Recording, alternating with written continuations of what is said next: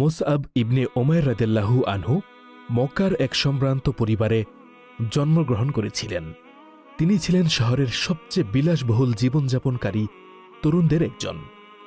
যখন তিনি ইসলাম গ্রহণ করেন তখন তার ধনী মা রাগান্বিত হয়ে তাকে সম্পদ ও ঐশ্বর্য থেকে বঞ্চিত করেন। একসময় তিনি এত দরিদ্র হয়ে যান যে মক্কার রাস্তায় সাধারণ কাপড়ে চলাফেরা করতেন, অথচ একসময় তিনি সবচেয়ে দামি পোশাক পরতেন। একদিন সাহাবীরা রাসূল সাল্লাল্লাহু আলাইহি সাল্লামের সঙ্গে বসেছিলেন। তখন মুসআব রাদিয়াল্লাহু আনহু সেখানে এলেন। তার গায়ে একটি পুরাতন চাদর ছিল, যার এক পাশ ছেঁড়া।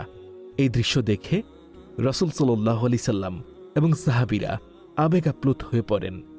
রাসূলুল্লাহ সাল্লাল্লাহু আলাইহি সাল্লাম বলেন, আমি দেখেছি মুসআবের মতো শৌখিন যুবক মক্কায় আর কেউ ছিল না, কিন্তু আল্লাহ ও তার রাসূলের জন্য তিনি এসব ত্যাগ করেছেন।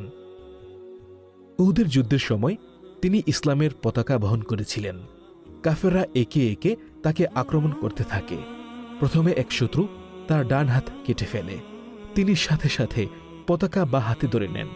এরপর তার বা হাতও কেটে ফেলা হয়। তখন তিনি বুক দিয়ে পতাকাটি ধরে রাখেন। অবশেষে এক শত্রু তার শরীরে নির্মম আঘাত করে এবং তিনি শহীদ হন। উহুদের ময়দানে যখন রাসূল সাল্লাল্লাহু আলাইহি সাল্লাম তার মৃতদেহ দেখতে পেলেন, তখন আবেগে তার চোখে অশ্রু চলে আসে। শাহাদাতের পর তার দাফনের সময় দেখা গেল তার জন্য একটি পূর্ণাঙ্গ কাপড়ও নেই। যদি মাথা ঢাকা হয় তবে পা বেরিয়ে যায়, আর পা ঢাকলে মাথা বেরিয়ে যায়। তখন রাসূল সাল্লাল্লাহু আলাইহি সাল্লাম বললেন, মাথা ডেকে দাও আর পায়ের অংশে ইসখের ঘাস দিয়ে ডেকে দাও। আল্লাহু আকবার।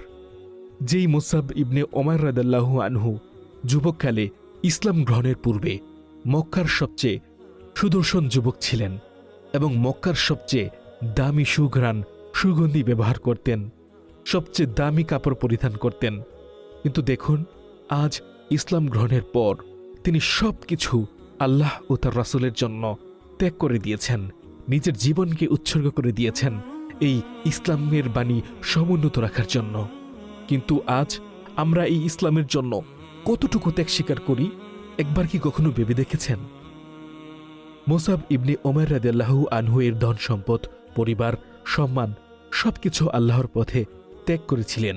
তার দাওয়াত, ধৈর্য ও শাহাদাত আমাদের জন্য অনুপ্রেরণার উৎস। তার জীবন থেকে আমরা শিখতে পারি, সত্যের পথে অটল থাকলে দুনিয়ার সব কষ্ট অর্থহীন হয়ে যায়।